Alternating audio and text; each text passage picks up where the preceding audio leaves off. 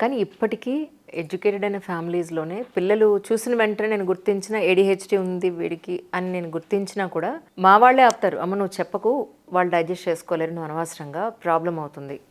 వాళ్ళ చుట్టుపక్కల వాళ్ళు చెప్పరు, నన్ను చెప్పనివ్వరు. ఆల్మోస్ట్ 5 ఇయర్స్ వచ్చేసాయి వాడికి ఇప్పుడు. This is the problem.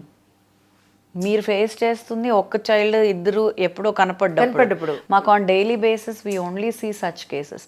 So ఇప్పుడు మేము కాక్లర్ ఇంప్లాంట్ ప్రోగ్రామ్ స్టార్ట్ చేసినప్పుడు ఓన్లీ హియరింగ్ లాస్ కాన్సన్ట్రేట్ చేసేదాన్ని.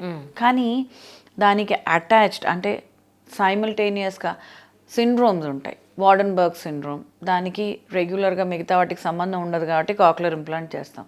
కానీ some kids have a little autism, అదే ఆ లిటిల్ బిహేవియర్ ఇష్యూస్, ఇలాంటివి కూడా ఉంటాయి. ఆఫ్ లేట్ ఆ ప్రాబ్లమ్స్ ఎక్కువ అవ్వడం మొదలుపెట్టాయి. దాని ప్రివిలెన్స్ ఇస్ మోర్ అనమాట ఇప్పుడు.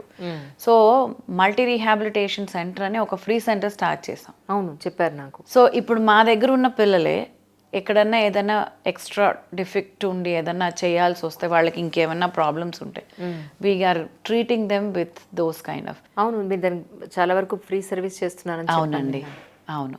ఎందుకంటే ఆల్రెడీ ఈ ఇంప్లాంట్ల కోసము వాటి కోసమే ఊళ్ళల్లోంచి వచ్చి ఇక్కడుండి డబ్బులు ఖర్చు పెట్టుకుని they do a lot of they have lot of expenditure.